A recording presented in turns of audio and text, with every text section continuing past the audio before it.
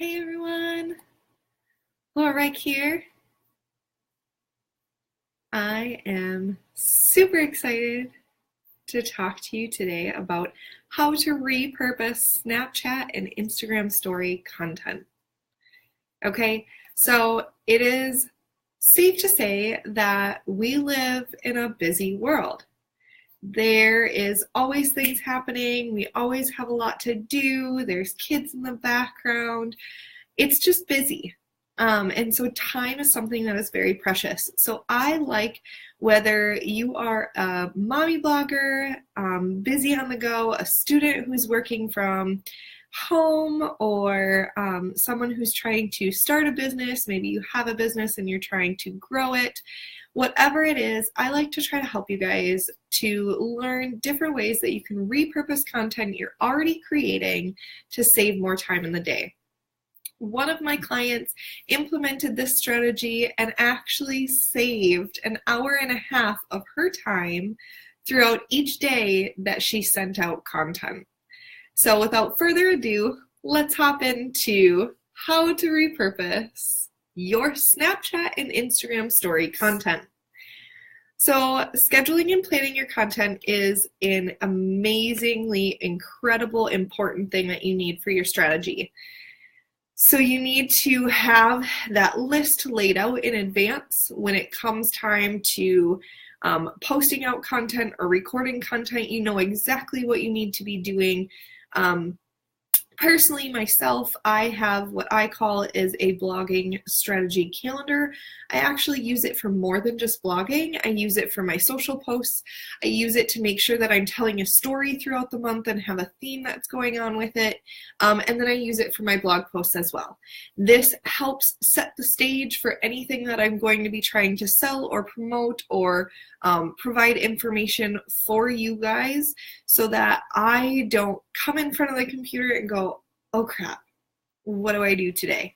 So it's just a really nice tool that I personally use to be able to set that stage so that I understand what I need to be doing, when I need to be doing it, and then I can just have a fun time creating what I need to create on that day or week.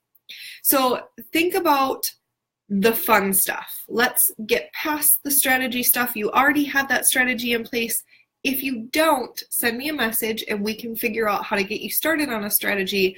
But once you have that in place, let's talk about the fun stuff, the creative ways to use your stories, your social media, and the content that you already have.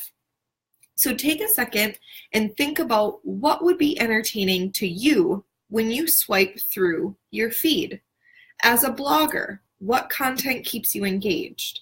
Each time you take a picture or record a story, you want to answer that specific question. So if someone's interested in how to put on the new Savvy Minerals Young Living foundation makeup, then you need, if that's something you are interested in, then you need to make sure that you're answering that question, whether it's a picture, whether it's a story, whatever you're doing, so that it provides that value to them. So another thing that you need to keep in mind is the timing of your post. Make sure that when you are posting, you're posting in a time that the audience is online. Now, what's super cool about Instagram stories or Facebook stories, if you haven't gotten involved with them yet, is the fact that they're up for 24 hours. They're shown to the public so more people can see them, and the timing of your post isn't as critical as if it were just an Instagram post or a Facebook post, because the stories will be up all day long. So what I like to say is that while you're keeping in mind the timing of your original actual post, for your stories, you want to make sure that it's actually telling a story, because the timing isn't going to be as critical as your individual one-off posts. Doing both of these at once is going to ensure that your audience engagement is reaching its fullest potential. Okay, so the fun part of this is recording the stories and snapping the pictures. It's getting into the content. If you've ever tried to record a video for yourself, you're most likely aware that this could be awkward or uncomfortable at first. If you've been following me for a really long time on social media, you know that I personally hated doing videos. I actually called myself the masked marketer, and I would put on those Mardi Gras masks because it gave me that little boost of confidence to be able to do it. Now that I've been doing it for a while, and with the help of some of my other entrepreneur friends, I'm able to hop on here and it's a lot easier. I could make a mistake and I just keep going. It doesn't matter. It's a lot more fun for me as well. So my thought for you is to just try it. Some days you may have to record 27 different times until you feel comfortable enough to share that video on your account. That's totally fine. But don't fear, because I have a few ways to ensure that your story will look fabulous after just a couple of takes, and then you can post it on multiple platforms. First of all, you want to find some natural lighting. Right now, the lighting that I'm using is actually from my tall indoor grow garden. So it kind of helps give that lighting effect that I need. I didn't buy a specific camera light. I didn't do anything like that. I'm using what I already have in my house. So if you're filming a story, your audience wants to be able to see your face clearly. So make sure the lighting is on your side. If you have something to tell them, you should definitely give your topic a glance for a second so that you can give your audience the rundown in just one take. So before I do my videos, I go next to a window or in front of the lights that I have, and I will think about what I'm going to say, kind of run through it in my head myself if I need to, maybe talk out loud, because I know I am not the only one that talks out loud while they're at home working from home by themselves. Whether it's to my kids or just to myself, I talk to myself.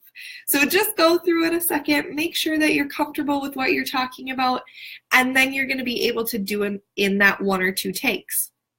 When you're recording a video, try to speak loud enough and clear enough so that you can get your point across. It may seem like that's just a self-explanatory tip, but you want to make sure that that's done so that you can keep the content interesting. You don't want to keep that flat, monotone voice going out throughout the whole video because people will stop looking at it. So make sure that you're using different props, actions, your voice is fluctuating, and you're just ready to go. Once you've recorded this, or maybe you're still not comfortable with recording and you want to use an image, that's totally fine. This is going to be an amazing way to let your personality show through your stories, so you can go ahead and upload it, but you're going to have tons of features. So first off, what I like to look at is in Instagram stories, if you're recording and uploading there first, then what you can do is you can add different features like cute stickers or filters to your picture or to the video even. And so this helps that personality shine through. Personally, I'll tell you a quick tip. I don't normally start on Instagram. I normally will take a picture standalone, or I will take a picture with some fun Snapchat filters, and then I will go into Instagram and I will add their cool emojis or GIFs or things that you can do in there. I also, bomb drop here for you guys, mic drop, I use my Pinterest graphics.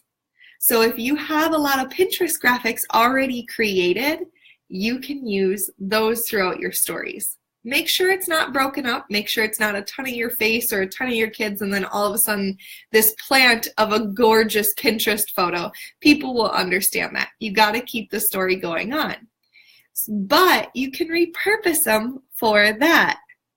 So it's really cool because I can use any photos I've taken on Snapchat. I can use any photos that I've taken on Facebook.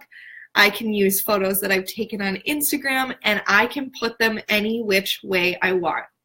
Typically, the way I go about it is if I'm doing a video, I'll record it on Instagram first. I'll then post it to Facebook stories, and then I'll go over to Snapchat and post it on there as well.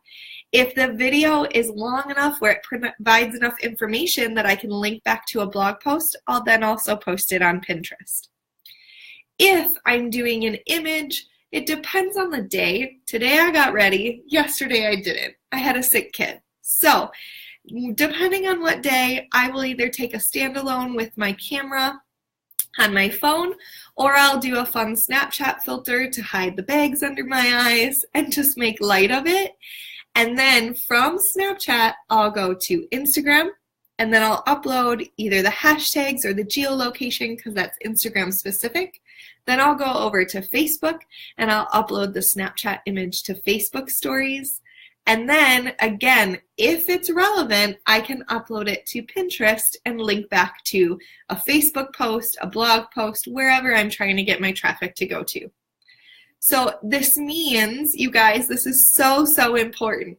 You need to save your stories and your photos. So if you're taking a story or a photo on your Instagram account, you need to make sure that you are saving those. It's in the settings. You can go to it and it says save directly to camera roll. That helps you because then this means you don't have to take 4 different pictures or record 4 different videos to get that content up and live on multiple accounts. Your brand can be cohesive by recording the same one video and including it to your Facebook, your Pinterest, your Instagram, your Twitter, your Snapchat, and wherever else you please to be. So that is the biggest thing that I want to teach you guys today, is that you can record and take pictures and use it for multiple platforms. If you think about it in that sense, that gives you more time to respond to the DMs that you get, to track who's actually taking the polls and swiping up on your stories, and take time to be social with the people on these social platforms. So if you guys had any questions on how to go through this and wondering how to create an Instagram story, maybe you're looking to have graphics designed for your Instagram stories, definitely just type it in the comments below. I'd love to provide you some other videos that I've done. I have one that I show you exactly how to take a Pinterest graphic from Canva and make it so that it will work for all your multiple platforms. All right, guys, thank you very much and have a blessed day.